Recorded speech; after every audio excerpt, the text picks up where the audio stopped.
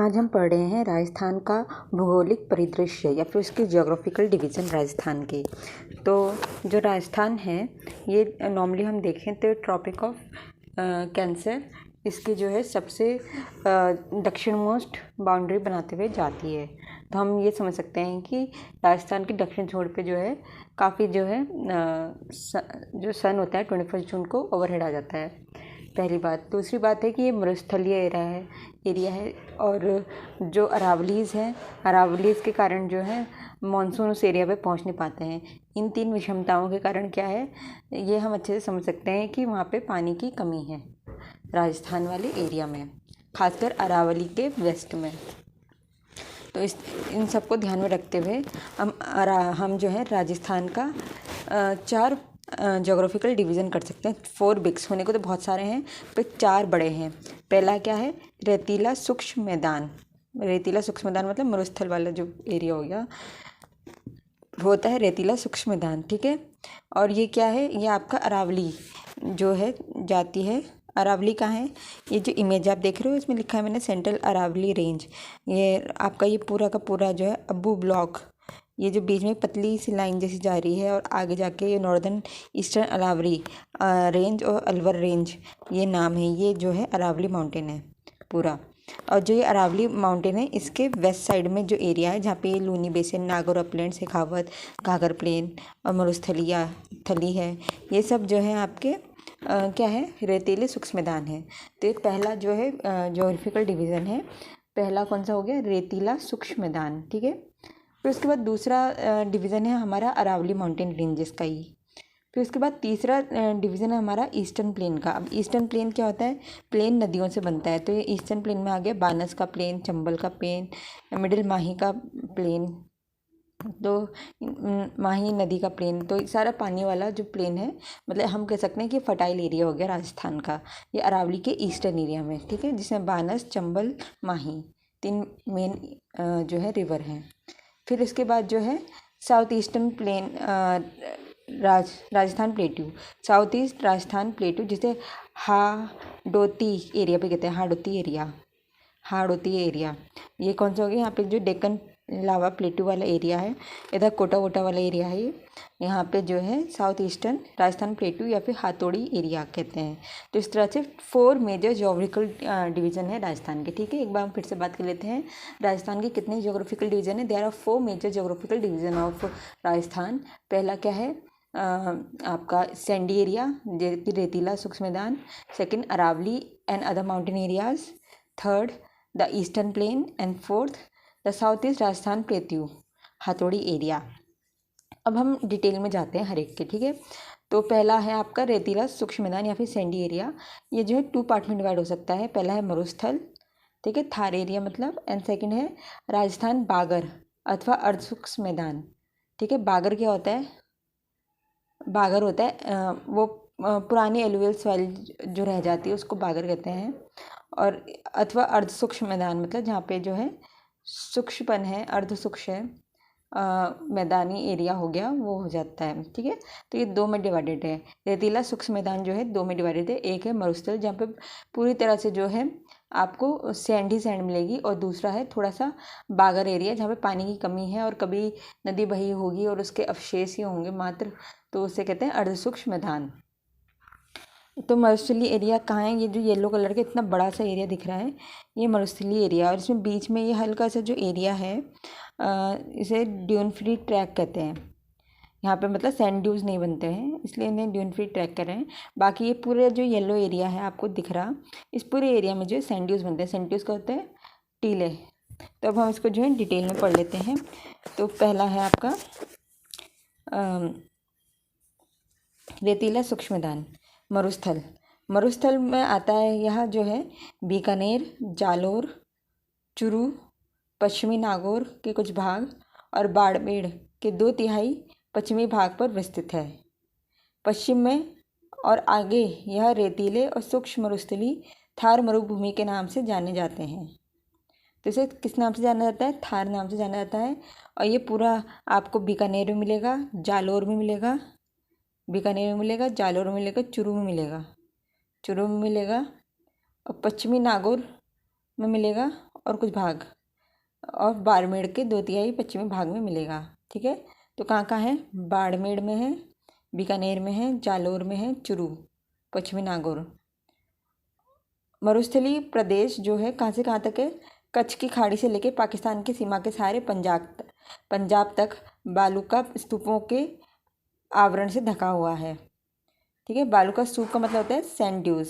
ये एक विशिष्ट भू आकृति के लक्षण होते हैं सैंडी एरिया के। ठीक है, तो रेतीला शुष्क मैदान हमें कौन कौन से डिस्ट्रिक्ट में देखने को मिलते हैं? तो ये हमें मिलते हैं बीकानेर में पूरा, बाड़मेर में, जालोर में, चुरू में और पश्चिमी नागौर में। चुरू में और पश्चिमी नागौर में। तो पूरा का पूरा जो सैंडी एरिया है पाकिस्तान से सटा हुआ, श्रीगंगानगर में नहीं है। ठीक है, वो घाघर प्लेन में आता है, वो अलग बात हो गई। तो श्रीगंगानगर नहीं लेंगे इसमें, सैंड्यूज वाले एरिया में या फिर मरुस्थलीय भूमि में आएगा बीकानेर, जैसलमेर, बाड़मेर, ठीक है, और जालोर। उधर से चुरू जो है, चुरू का ध्यान रखना है, बीकानेर के बगल में है चुरू। और इसकी जो सीमा है एक तरफ हनुमानगढ़ को टच करती है और एक तरफ ही हरियाणा को टच करती है। तो ठीक है, ये नॉर्दर्न एरिया में हनुमानगढ़ के नीचे है, बीकानेर के बगल में चुरू। तो चुरू में भी है, बीकानेर में भी है और पश्चिमी नागौर में है, जालोर में है, बाड़मेर में है, जैसलमेर के ठीक नीचे है बाड़मेर, तो यहाँ पे भी है। और जोधपुर में भी है थोड़ा सा, और नागौर में, पश्चिमी नागौर में है। ठीक है, अब उसके बाद अगला है, ये तो आपका हो गया मरुस्थल, जो कि पूरे के पूरे रेतीले एरिया हो गया। ठीक है, जहाँ पे सैंड ड्यूज होते हैं। अब इसके बाद इसी का जो दूसरा विभाजन है आपका, वो है राजस्थान का बागर अथवा अर्धशुष्क मैदान।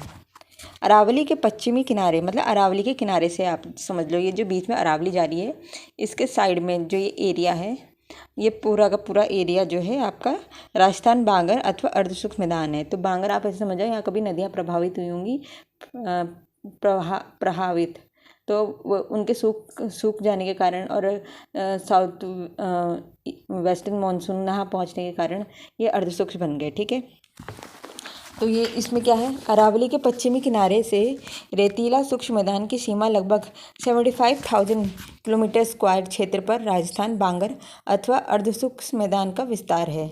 इस क्षेत्र के उत्तर में जो है घग्गर नदी का क्षेत्र है। तो घग्गर नदी का क्षेत्र कहाँ है? नॉर्थ में।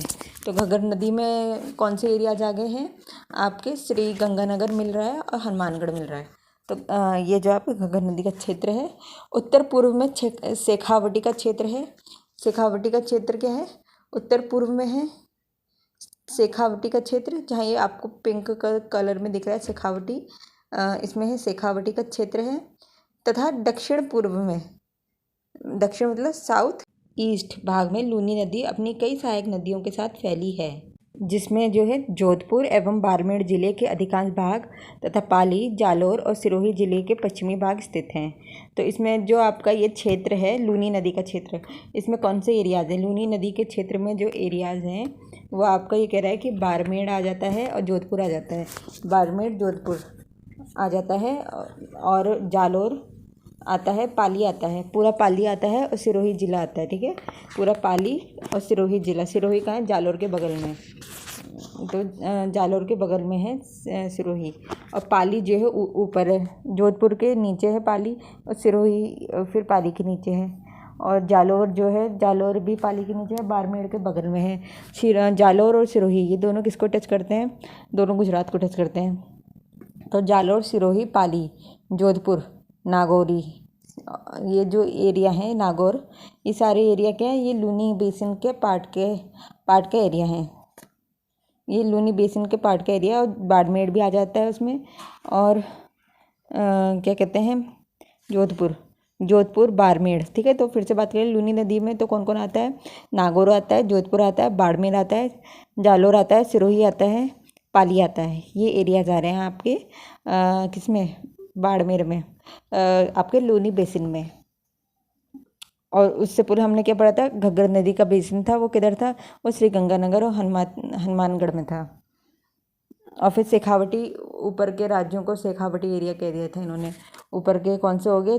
चुरू, झुंझुनू, सीकर, इस एरिया को उन्होंने बोल दिया था शेखावटी एरिया। ठीक है, अब इसके बाद है लूनी बेसिन। जो लूनी बेसिन है इसे गोडवार प्रदेश भी कहते हैं। लूनी बेसिन को क्या कहते हैं? गोडवार प्रदेश।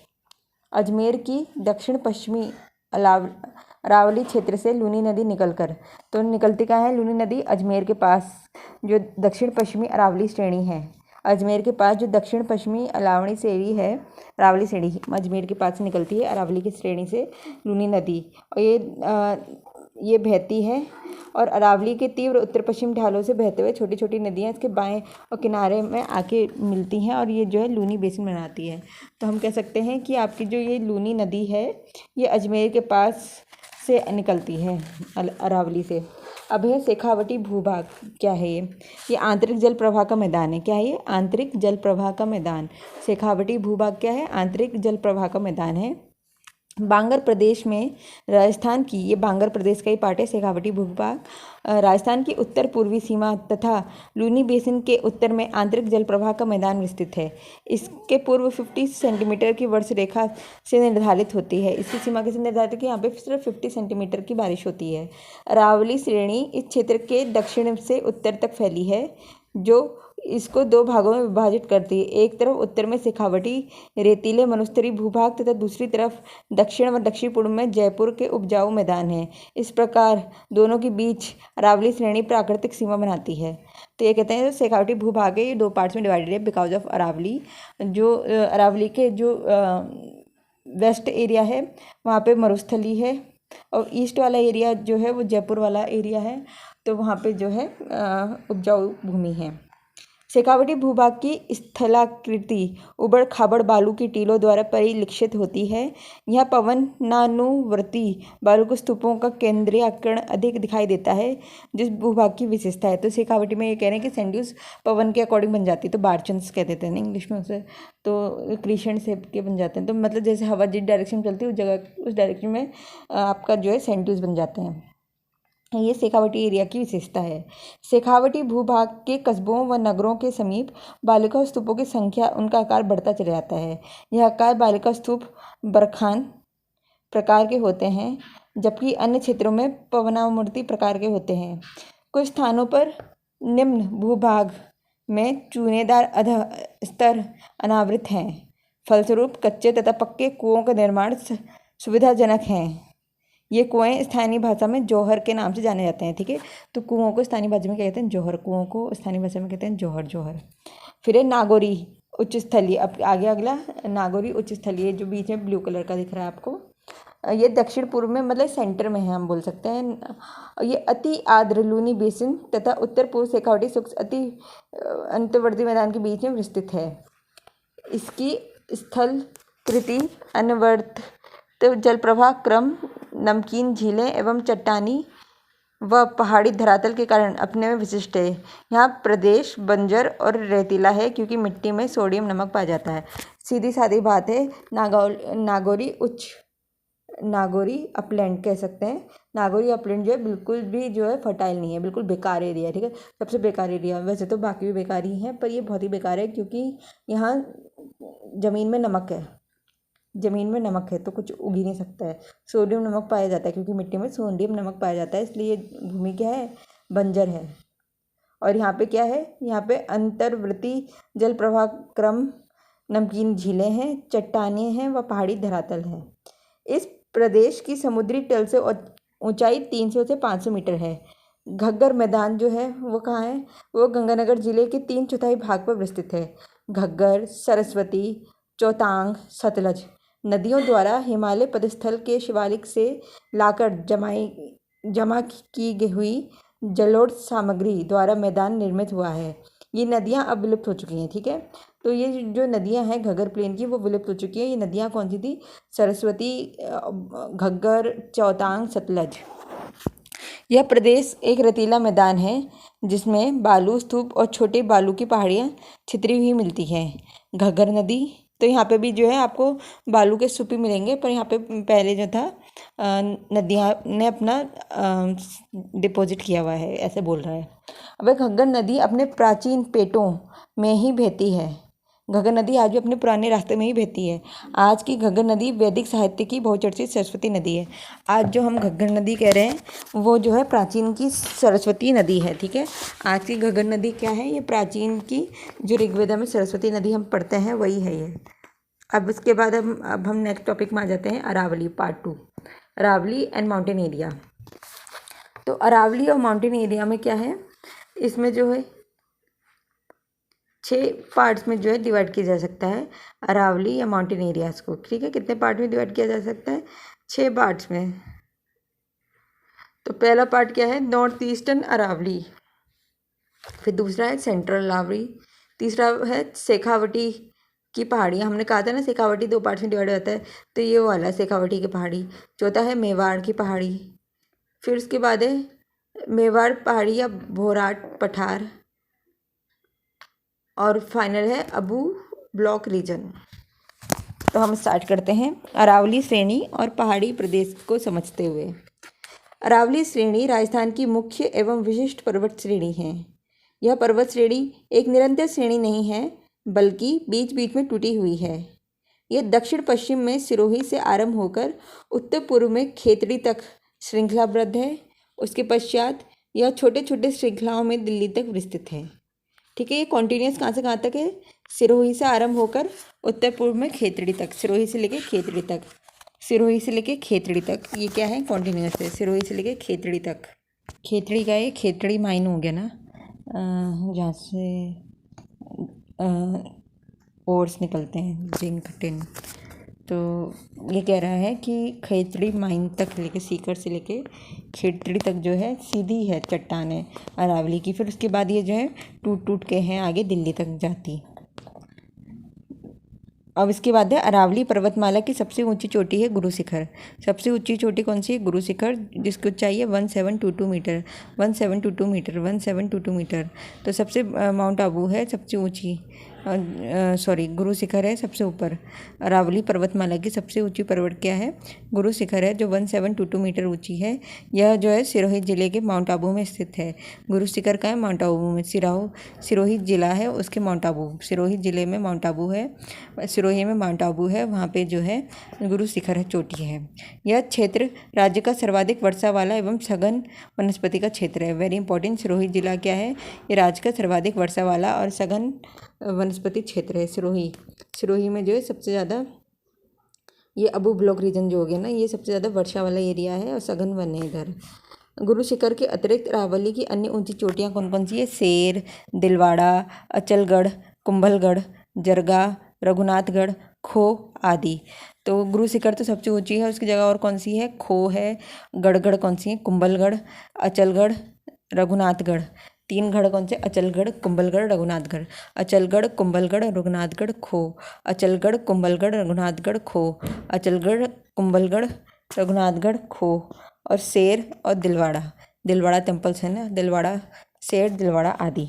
अरावली पर्वतों की ढाल उत्तर पश्चिम, उत्तर मतलब नॉर्थ, पश्चिम मतलब वेस्ट, नॉर्थ वेस्ट की दिशा में है। इसकी ढाल का है नॉर्थ वेस्ट की दिशा है। अरावली क्षेत्र की अधिकांश भूमि है उबड़ खाबड़। फिर दक्षिण पश्चिम मतलब साउथ वेस्ट की तरफ श्रृंखलाएं काफ़ी विस्तृत हैं, जैसे कि इनकी मुख्य चोटी यहाँ हैं बाबाई 750 मीटर की, खो 920 मीटर की, रघुनाथगढ़ 1055 मीटर की और तारागढ़ 873 मीटर आदि स्थित हैं। अरावली श्रेणी और पहाड़ी प्रदेशों को पुनः 4 लघु भागों में बांटा जा सकता है, ठीक है। अब आगे हम इसे समझ रहे हैं।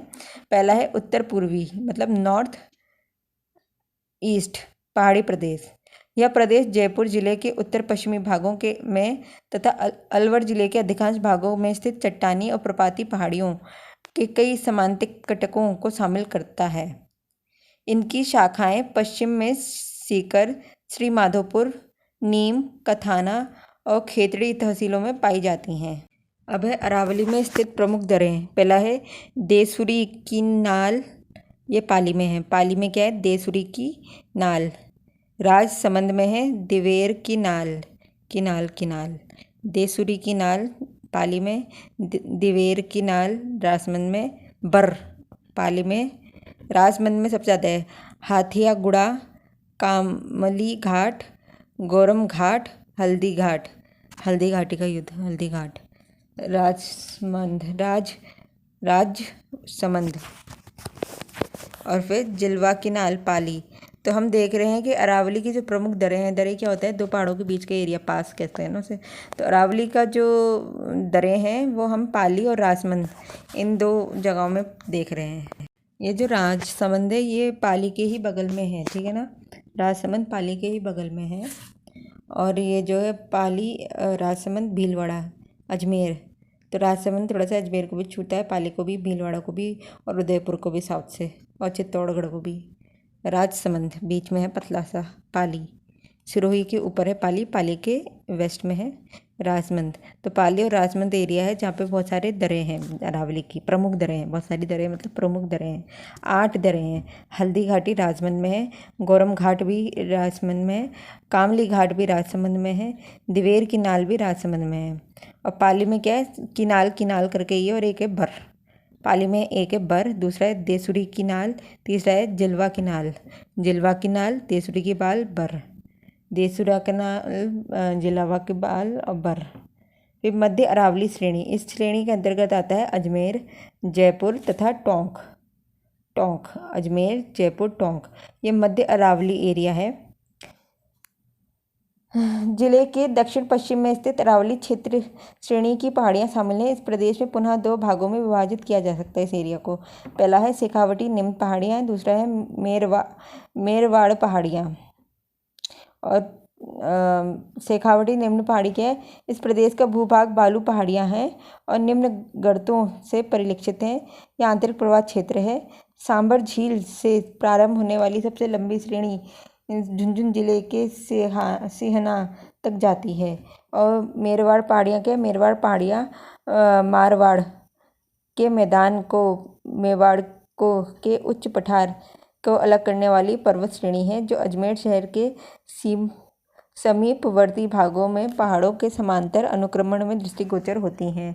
इसके उच्चतम शिखर अजमेर नगर के निकट समुद्र तल से लगभग 870 मीटर की ऊंचाई पर है। तारागढ़ के नाम से जाना जाता है। ठीक है, तो मेरवाड़ पहाड़ियाँ और शेखावटी निम्न पहाड़ियाँ, ये मध्य अरावली पार्ट का श्रेणी का ही एरिया है। अब ये एरियाज़ को समझते हैं। ये जो है कल्चरल एरियाज़ है, मारवाड़, मेवाड़, बगाड़, हदोटी, धुंधर और शेखावटी, ठीक है। और जो अरावली वाला एरिया है उसमें ये क्या कह रहे हैं, उसमें शेखावटी आता है, मेवाड़ आता है। तो आपका जो मारवाड़ वाला एरिया, इतना याद रखना कि वो अर्ध शुष्क वाले एरिया में आता है और ये जो है अरावली के वेस्ट में है। और जो मेवाड़ और शेखावटी एरिया है वो अरावली पे ही सिचुएटेड है, ठीक है। और सबसे मज़े की बात है कि अजमेर जो है वो किसी भी कल्चरल एरिया में नहीं आता है, उसके अगल बगल है। अजमेर के अगर हम देखें वेस्ट में तो मारवाड़ है, अजमेर के नॉर्थ में देखें तो शेखावटी है, अजमेर के आप ईस्ट में देखो तो धुंधर है, और उसके अगर आप जो है साउथ ईस्ट में देखो तो हदोटी है, और साउथ में देखो तो मेवाड़ है और बगाड़ है। ऐसे ही सेम है सिरोही के अगर आप नॉर्थ में या फिर वेस्ट में देखोगे तो मारवाड़ प्रदेश है, और वहीं अगर आप ईस्ट में देखोगे तो मेवाड़ प्रदेश है, मेवाड़ प्रदेश। ऐसे ही अलवर के साथ है, अलवर के अगर आप साउथ में देखोगे तो साउथ में और वेस्ट साइड में तो धुंधर है, और वहीं जो है नॉर्थ वेस्ट में देखोगे तो शेखावटी एरिया आता है। तो यह इस तरह से जो है डिवीज़न है। और हदोटी जो एरिया है ये आपका कोटा, झालावाड़, बरन, बुंदेल को कहते हैं। मेवाड़ एरिया जो है आपका भीलवाड़ा, चित्तौड़गढ़, उदयगढ़, राजसमंद, ये इंपॉर्टेंट है। मेवाड़ बार बार आता है ना, मेवाड़ के राजा मेवाड़, तो ये मेवाड़ कहाँ है, उदयपुर की बात कर रहे होते हैं हम। उदयपुर, भीलवाड़ा, चित्तौड़गढ़, राजसमंद की बात करते हैं। और मारवाड़ कहते हैं ना, मारवाड़ फैमिली, तो वो क्या है, वो आपका जो है अर्धशुष्क एरिया में जोधपुर, बामेर, जालोर, पाली और नागौर, इनकी बातें हो रही होती हैं। वहीं शेखावटी की बात हो तो झुंझुनू और सीकर है। और शेखावटी के अंदर ही जो है आपकी वो माइन है फेमस, यहाँ की कौन सी माइन है फेमस, वो हो गई खेतड़ी माइन, तो वो जो है झुंझुनू में है। तो ये शेखावती वाले एरिया में आ गया। फिर हदोटी मेवाड़ हो गया। धुंधर में क्या आता है, जयपुर, टोंक, सवाई माधोपुर और करौली और दसों। तो इस तरह से जो है आपका ये सारा एरियाज मैंने आपको कल्चरल एरिया समझा दिए हैं। तो इसी में अब हम आगे पढ़ते हैं। जो मध्य अरावली श्रेणी है, यहाँ पे आप देख सकते हो पर्पल कलर में सेंट्रल अरावली रेंज, इसके अंदर क्या आता है, इसके अंदर जो है थोड़ा सा टोंक का जिला आता है। दक्षिण पश्चिम में जो है अरावली श्रेणी की पहाड़ियाँ भी शामिल हो जाती हैं। इस प्रदेश को पुनः हम 2 भागों में बांट सकते हैं, एक है शेखावटी की निम्न पहाड़ियाँ और मेवाड़ की पहाड़ियाँ। तो अब स्टार्ट करते हैं, शेखावटी निम्न पहाड़ी क्या है।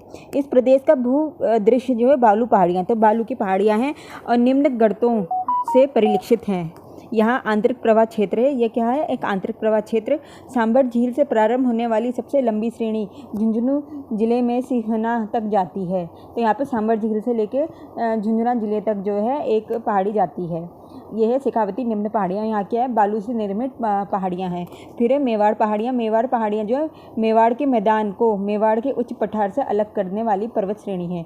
मेवाड़ की पहाड़ियाँ क्या है, वो मेवाड़ के जो मैदान एरिया को है उसको पठारी मतलब प्लेट्यू वाले एरिया से अलग करती हैं, जो अजमेर शहर के सीमावर्ती भागों में पहाड़ियों के समांतर अनुक्रमण में दृष्टिगोचर होती हैं। इसका उच्चतम शिखर क्या है, अजमेर नगर के निकट समुद्र तल से लगभग 870 मीटर ऊंचाई पे तारागढ़ है। तो हम ये कह सकते हैं कि जो मेवाड़ की पहाड़ियाँ हैं उसका हाईएस्ट पॉइंट क्या है, तारागढ़। मेवाड़ की पहाड़ियों का हाईएस्ट पॉइंट तारागढ़ है, जो कि किसके पास है, वो है आपका अजमेर के पास है, अजमेर के पास तारागढ़। फिर उसके बाद है मेवाड़ की पहाड़ियाँ और भोराट पठार। ये इसका सब पार्ट है, भोराट पठार मतलब अलग एरिया है अरावली रेंज का ही। पहले हमने क्या पढ़ा था, सेंट्रल अरावली रेंज पढ़ा था जिसमें 2 पार्ट थे, शेखावटी और मेवाड़ पहाड़ियाँ। अब अगला पॉइंट है इसी के अंदर अरावली पहाड़ी के अंदर है, वो है मेवाड़ पहाड़ियाँ और भोराट पठार। यह प्रदेश पूर्वी सिरोही उदयपुर के पूर्व में एक सकड़ी पट्टी को छोड़कर लगभग संपूर्ण उदयपुर और डूंगरपुर जिले में विस्तृत है। तो ये पूरे के पूरा उदयपुर में है और डूंगरपुर जिले में है। मेवाड़ की पहाड़ियाँ उदयपुर और डूंगरपुर जिले में है। आबू खंड के अतिरिक्त अरावली श्रृंखला का उच्चतम भूभाग उदयनगर के उत्तर पश्चिम में कुंभलगढ़ और गोगुंदा के बीच एक पठार के रूप में स्थित है। कुंभलगढ़ और गोगुंदा के बीच क्या है, एक पठार है जो स्थानीय भाषा में भोराट पठार कहते हैं। तो सबसे मज़े की बात क्या है कि ये भोराट पठार है का अगर पूछते हैं तो ये उदयपुर में है। भोराट पठार कहाँ है, उदयपुर में है। और ये किधर है, ये कुंभलगढ़ पहाड़ी और गोगुंदा पहाड़ी के बीच है, ठीक है। भोराट पठार कहाँ है, भोराट पठार जो है उदयपुर में है और ये कुंभलगढ़ और गोगुंदा पहाड़ियों के बीच है और इसे भोराट पठार कहते हैं। समुद्र तल से जो है जयसमंद लगभग 300 metre, Rishabhdev 400 metre, Gogunda 840 metre, Sayra 900 metre, Kotra 450 metre ऊंचा है। इन चोटियों की ऊंचाई समुद्र तल से 1300 मीटर है, जबकि जरगा पर्वत की उच्चतम चोटी 1223 है। और हमने क्या पढ़ा था, सबसे बड़ी चोटी राजस्थान के अरावली में कौन सी है, तो वो है गुरु शिखर और वो 1722 मीटर की ऊंचाई पे है और ये सिरोही ज़िले में है। और सिरोही ज़िला क्या है, यहाँ सबसे ज़्यादा वर्षा होती है, सबसे ज़्यादा बारिश होती है और सबसे ज़्यादा वन आच्छादन भी है सिरोही में। 1722 मीटर गुरु शिखर 1722 मीटर है। और यहीं हमने दूसरी ऊंचाई क्या देखी, हमने जरगा पर्वत जो है 1223 मीटर की ऊंचाई पे है। पूर्वी सिरोही में सुदूर पश्चिम में स्थित कटक हालांकि अधिक ऊंचा नहीं है, लेकिन तीव्र ढाल वाला तथा उबड़ खाबड़ है, जो स्थानीय भाषा में भाकर के नाम से जाना जाता है, भाकर। फिर है इसके बाद है अरावली का नेक्स्ट पार्ट, आबू पर्वत खंड। इस प्रदेश में पहाड़ी कठोर क्वार्टजाइट से निर्मित है। तो वेरी इंपॉर्टेंट है, क्वेश्चन आ सकता है कि आबू पर्वत किससे बना है, तो ये क्वार्टजाइट से बना है, क्वार्टजाइट से, ठीक है। तो क्वार्टजाइट कैसे हो जाता है, ये वोल्केनो इरप्शन के बाद जब वो कूलिंग डाउन हो जाती है तो उससे क्वार्टजाइट बन जाता है। नहीं, मैं गलत बोल रही हूँ, क्वार्टजाइट ऐसे नहीं बनता है। क्वार्टजाइट क्या है, क्वार्टजाइट जो है एक मेटामॉर्फिक रॉक है जो कि सेडिमेंट्री रॉक सैंडस्टोन के मेटामॉर्फिजाइजेशन से बनता है। तो यह पहाड़ी जो कटक सदृश्य लगती है, काफ़ी लंबी तथा ऊपरी सिरों पर समतल सतह वाली है। आबू पर्वत 19 किलोमीटर लंबा व 8 किलोमीटर चौड़ा पठार है जो लगभग 1200 मीटर समुद्र तल से ऊंचा है। आबू पर्वत से सटा हुआ उड़िया पठार आबू से लगभग 160 मीटर ऊंचा है और गुरु शिखर मुख्य चोटी के नीचे स्थित है। जेम्स टॉन्ग ने गुरु शिखर को संतों का शिखर कहा है। किसने कहा है, जेम्स टॉड ने गुरु शिखर को क्या कहा है, संतों का शिखर कहा है। ये हिमालय और नीलगिरी के बीच गुरु शिखर सबसे ऊंची चोटी है। ये हिमालय और नीलगिरी, ठीक है, नीलगिरी मतलब साउथ में और हिमालय जिसके बीच की सबसे ऊंची चोटी है। अबू पर्वत के पश्चिम में अबू सिरोही श्रेणियां हैं। अबू श्रेणी के पश्चिम में जसवंतपुरा पर्वत श्रेणियां में मुख्यतः डोरा पर्वत स्थित है। जसवंतपुर पर्वत क्षेत्र के नाम से प्रख्यात पर्वतीय क्षेत्र में मुख्यतः गोलाकार पहाड़ियां हैं। इसे 56 की पहाड़ियां एवं नाकोड़ा पर्वत के नाम से पुकारा जाता है। तो ये बहुत इंपॉर्टेंट है, किसे पार्वती क्षेत्र पार्वती नहीं, पर्वतीय क्षेत्र, जसवंतपुर पर्वत क्षेत्र के नाम से प्रख्यात पर्वतीय क्षेत्र जसवंतपुरा पर्वत क्षेत्र, ठीक है। इसका नाम क्या है? 56 की पहाड़ियाँ, क्योंकि पहाड़ियाँ गोल गोल हैं। 56 की पहाड़ी एवं नाकोड़ा पर्वत के नाम से जाना जाता है। तो ये हो गया पहाड़ी एरिया। तो फिर से एक बार हम रिवाइज कर लेते हैं। अरावली माउंटेन एरियाज में क्या आता है? North eastern Aravalli, central Aravalli के जो हैं सेंट्रल अरावली के जो हैं 2 पार्ट्स हैं, शेखावटी और मेवाड़ पहाड़ियाँ। फिर उसके बाद अलग है मेवाड़ पहाड़ियाँ व भोराट पठार। तो भोराट पठार किसे कहते हैं? 2 पहाड़ों के बीच की एरिया को मेवाड़ पठार कहते हैं। यह है कुंभलगढ़ और गोगुंदा और उदयपुर में है ये, ठीक है। कहाँ है? उदयपुर में। भोराट पठार कहाँ है? उदयपुर में है। और ये किसके बीच है? 2 कुंभलगढ़ और गोगुंदा के बीच, कुंभलगढ़ और गोगुंदा के बीच में है। कुंभलगढ़ और गोगुंदा के बीच में है ये, ठीक है। और गोगुंदा की लंबाई कितनी? 840 मीटर ही है। फिर उसके बाद है आबू ब्लॉक रीजन लास्ट, और इसमें बोला है कि आबू क्वार्टजाइट से निर्मित है। आबू से 6वां उड़िया पठार है और उसके पास गुरु शिखर है। जेम्स टार्ड हैं, उन्होंने गुरु शिखर को संतों का शिखर कहा था। और उसके बाद अब हम आ जाते हैं next sub division of Rajasthan, जो कि है ईस्टर्न प्लेन। अब है ईस्टर्न प्लेन, इसे पूर्वी मैदान प्रदेश कहते हैं। यह प्राकृतिक प्रदेश राज्य के पूर्वी भाग में फैला हुआ है। यह अरावली पर्वत के पूर्व में स्थित है। यह भाग राजस्थान के कुल भौगोलिक क्षेत्रफल का कितना परसेंट है? 23% है, तथा यहाँ राज्य की संपूर्ण जनसंख्या का 40% निवास करती है। तो ये जो मैदानी क्षेत्र है ये राजस्थान के कितने परसेंट एरिया में है? 23% एरिया में है। और राज्य की संपूर्ण जनसंख्या का ये 40% है। राज्य के संपूर्ण जनसंख्या का कितना है? ये 40% है। यहाँ मुख्यतः जो है बानस एवं उसकी सहायक नदियाँ प्रवाहित। इस भाग में कृषि अच्छी होती है। बानस व उसकी सहायक नदियाँ प्रवाहित होती हैं। यह क्षेत्र अरावली के पूर्व से प्रारंभ होकर गंगा यमुना के दोआब तक फैला हुआ है। इस क्षेत्र को 3 भागों में बांट सकते हैं हम, चंबल का बेसिन, बानस बाणगंगा बेसिन तथा मध्य माही बेसिन। इस एरिया को हम 3 पार्ट्स में डिवाइड कर सकते हैं, चंबल का बेसिन, बानस बाणगंगा का बेसिन, मध्य माही का बेसिन। तो 3 नदियाँ बेसिन। इसमें 3 नदियाँ हैं, चंबल, बानस या बाणगंगा और माही, मध्य माही। चंबल बेसिन में कोटा, बूंदी, टोंक, सवाई माधोपुर, धौलपुर आदि जिले में बीहड़ों से प्रभावित 4500 वर्ग फीट के क्षेत्र आता है। तो यहाँ बीहड़, चंबल क्या बनाती है? बीहड़ बनाती है। 4500 किलोमीटर स्क्वायर का एरिया प्रभावित है इससे। और कौन कौन से एरियाज में? ये कोटा, बूंदी, टोंक, सवाई माधोपुर, धौलपुर। फिर जो है कुल प्रभावित क्षेत्र जो है 4500 किलोमीटर स्क्वायर है। फिर इस क्षेत्र में 5 से 30 मीटर गहरे गड्ढे वाली भूमि को स्थानीय भाषा में खादर कहते हैं। और यहाँ की उबड़ खाबड़ और बीहड़ भूमि को डांग कहा जाता है, ठीक है। इस क्षेत्र में क्या है? 5 से 30 मीटर गहरे गड्ढे वाली भूमि को स्थानीय भाषा में खादर कहते हैं। और यहाँ की उबड़ खाबड़ और बीहड़ भूमि को डांग कहते हैं। उबड़ खाबड़ भूमि को कहते हैं डांग, और खादर कहते हैं गहरे गड्ढे वाली भूमि को। फिर उसके बाद है बाणगंगा बानस बेसिन के अंतर्गत अलवर, जयपुर, सवाई माधोपुर, भरतपुर, सीकर, झुंझुनू, टोंक, भीलवाड़ा, चित्तौड़गढ़ का पश्चिमी भाग है। इस बेसिन को उत्तरी भाग में बाणगंगा एवं उसकी सहायक नदियाँ प्रवाहित होती हैं। माही बेसिन के अंतर्गत उदयपुर जिले का दक्षिण पूर्वी भाग, बांसवाड़ा एवं चित्तौड़गढ़ का दाहिना भाग आता है। यह छोटा मैदानी भाग है। इसमें माही एवं उसकी सहायक नदियाँ प्रवाहित होती हैं। इस मैदान का ढाल दक्षिण में गुजरात राज्य की ओर है। इसे 56 बेसिन भी कहते हैं। माही बेसिन को क्या कहते हैं? 56 बेसिन भी कहते हैं। फिर चंबल बेसिन राज्य में चंबल घाटी की स्थलाकृति पहाड़ियाँ और पठारों से निर्मित है। इसकी संपूर्ण घाटी में नवीन कांप जमावे पाए जाते हैं, मतलब न्यू एलुवियल सॉइल पाई जाती है चंबल बेसिन में। इसमें बाढ़ के मैदान, नदी, कगार, बीहड़, व अंतरसरिता आदि स्थलकृतियाँ पाई जाती हैं जो इस प्रदेश में काफ़ी अच्छी तरह से विकसित हुई हैं। कोटा, बूंदी, टोंक, सवाई माधोपुर और धौलपुर आदि जिलों में बीहड़ से प्रभावित कुल क्षेत्र कितना है 4500 किलोमीटर स्क्वायर का।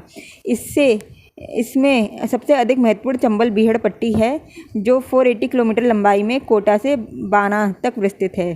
ठीक है, इसमें सबसे अधिक महत्वपूर्ण क्या है, चंबल बीहड़ पट्टी, इसे कहते हैं चंबल बीहड़ पट्टी, जो कि 480 किलोमीटर लंबाई में फैली हुई है।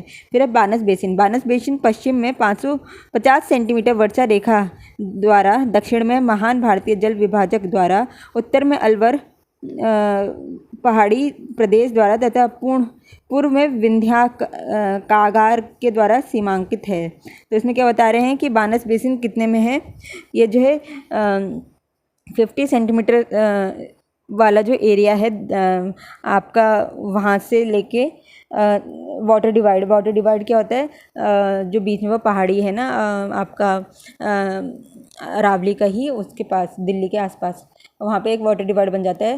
और उससे क्या होता है, गंगा यमुना इस साइड नहीं आ पाती है और इस साइड की नदियाँ उस साइड नहीं जा पाती हैं, तो इसे ग्रेट वाटर डिवाइड कहते हैं।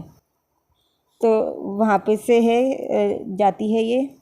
और फिर विंध्यास से एक बनती है इसका। बानस तथा इसकी सहायक नदियों द्वारा सिंचित यह मैदान दक्षिण में मेवाड़ का मैदान तथा उत्तर में मालपुरा करौली का मैदान कहलाता है। तो बानस की नदियों से जो सिंचित मैदान है उसको क्या कहते हैं, मेवाड़ का मैदान, और दक्षिण में तो उसे कहते हैं मेवाड़ का मैदान, और उत्तर में कहलाता है मालपुरा करौली का मैदान, मालपुरा करौली का मैदान। यह उदयपुर के पूर्वी भाग, पश्चिम चित्तौड़, भीलवाड़ा, टोंक, जयपुर, पश्चिमी सवाई माधोपुर और अलवर के दक्षिणी भागों में विस्तृत है। इस मैदान का ढाल धीरे धीरे उत्तर व उत्तर पूर्व की ओर कम होता जाता है। इसकी औसत ऊंचाई 280 मीटर से 500 मीटर तक है। इनके उच्च भूभाग टीलेनुमा हैं और इसके कारण इसे पिंडमांड मैदान भी कहते हैं। इनका उच्च भाग कैसा है, टीलानुमा, इसी कारण से कहते हैं पिंडमाउंट मैदान भी कहा जाता है। ठीक है, माही मध्य माही बेसिन, छप्पन का मैदान अथवा बागड़ क्षेत्र, छप्पन का मैदान, इसे बागड़ क्षेत्र भी कहते हैं। यह मैदान उदयपुर के दक्षिण पूर्व, बांसवाड़ा और चित्तौड़गढ़ जिले के दक्षिणी भागों में विस्तृत है। यह क्षेत्र माही नदी की सहायक नदियों से संचित है। इसकी औसत ऊंचाई 200 मीटर से 400 मीटर के बीच है। दक्षिण में स्थित ये क्षेत्र काफ़ी गहरा और कटा-फटा है। यह क्षेत्र अधिक गहराई तथा विच्छेदन होने के कारण इस विच्छेदित मैदान को तथा पहाड़ी भूभाग को स्थानीय भाषा में बागड़ कहते हैं। बागड़ क्यों कहते हैं, क्योंकि यहाँ बहुत कटा-फटा क्षेत्र है। ठीक है, कटा-फटा है ये क्षेत्र, इसलिए इसे बागड़ कहते हैं। बागड़ में बांसवाड़ा व डूंगरपुर के पहाड़ी भूभाग तथा विच्छेदन मैदान को सम्मिलित किया जाता है। प्रतापगढ़ और बांसवाड़ा के बीच के भाग में 56 ग्राम समूह स्थित है, इसलिए इस भूभाग को 56 मैदान के नाम से भी जाना जाता है। इस जगह को 56 क्यों कहते हैं, क्योंकि 56 ग्राम समूह थे प्रतापगढ़ और बांसवाड़ा के बीच। प्रतापगढ़ और बांसवाड़ा के बीच जो 56 ग्राम समूह थे। अब है दक्षिण पूर्वी राजस्थान पठार, इसे हाथोड़ी पठार कहते हैं। राजस्थान में यह पठार मेवाड़ मैदान के दक्षिण पूर्व में चंबल नदी के सहारे पूर्वी भाग में विस्तृत है और राजस्थान का 9.6% भूभाग घेरे हुए है। तो ये जो पठार है, हाथोड़ी पठार, 9.6% राजस्थान के एरिया में फैला हुआ है, और जो ईस्टर्न मैदान था वो जो है 23% एरिया में फैला हुआ था। यह उत्तर प्रदेश में अरावली के महान सीमाभ्रंश द्वारा सीमांत है और राजस्थान की सीमा के पार तक फैला हुआ है, जब तक बुंदेलखंड के पूर्वी विकसित कगार दिखाई नहीं देते। हाथोड़ी पठार के अंतर्गत ऊपरमाला का पठार और मेवाड़ का पठार, जिनमें राजनीतिक दृष्टि से, ठीक है, तो ये क्या बोला है, हाथोड़ी पठार को हम 2 पार्ट्स में डिवाइड करते हैं, ऊपरमाला और मेवाड़ का पठार, मेवाड़ का पठार और ऊपरमाला का पठार, ये हाथोड़ी पठार को बनाता है। और राजनीतिक डिस्ट्रिक्ट से इसमें कौन कौन से ज़िले हैं, झालावाड़ डिस्ट्रिक्ट से, झालावाड़ से बूंदी और कोटा, चित्तौड़गढ़, भीलवाड़ा और बांसवाड़ा के कुछ भाग सम्मिलित हैं। तो ये है आपका दक्षिणी पूर्वी राजस्थान पठार, जिसे हाथोड़ी पठार कहते हैं। इसके अंदर 2 पठार है, ऊपरमाला का पठार और मेवाड़ का पठार। ठीक है, और जो ज़िले की बात कर दी है, तो ज़िले कौन से हैं, झालवाड़ा, बूंदी, कोटा, चित्तौड़गढ़, भीलवाड़ा, बांसवाड़ा, 3 तो वाड़ा ही हैं, झालवाड़ा, भीलवाड़ा, बांसवाड़ा, कोटा, चित्तौड़गढ़ सम्मिलित हैं। अब हम बात कर लेते हैं राजस्थान की प्रमुख चोटियों की।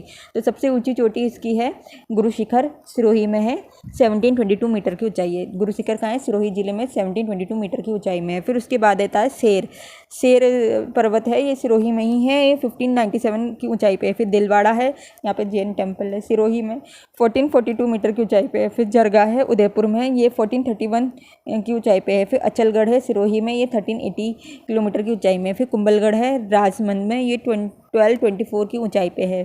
फिर रघुनाथगढ़ है सीकर में, ये 1055 मीटर की ऊंचाई पे। फिर कमलनाथ है सीकर में, ये 1001 की ऊंचाई पे। फिर खो है जयपुर में 920 की ऊंचाई में। फिर तारागढ़ है अजमेर में 873 की ऊंचाई पे। फिर बाबई है जयपुर में 792 की ऊंचाई पे। फिर बैराट है अलवड़ में 704 की ऊंचाई पे। अब है क्रम संख्या के हिसाब से कौन से ज़िले में कौन से फेमस पर्वत हैं, ठीक है। आबू पर्वत जो है आपका सिरोही ज़िले में आता है। नाग पहाड़ी आपकी अजमेर में आती है। भोराट पठार उदयपुर में आता है। जरगा पर्वत उदयपुर में आता है। मेवाड़ की पहाड़ियाँ अजमेर, नागौर व भीलवाड़ा की एरिया को कहते हैं मेवाड़ की पहाड़ियाँ। फिर है तारागढ़ पहाड़ जो है अजमेर में है। नाकोड़ा पर्वत जो है बाड़मेर में है। नाकोड़ा पर्वत कहाँ है? बाड़मेर में।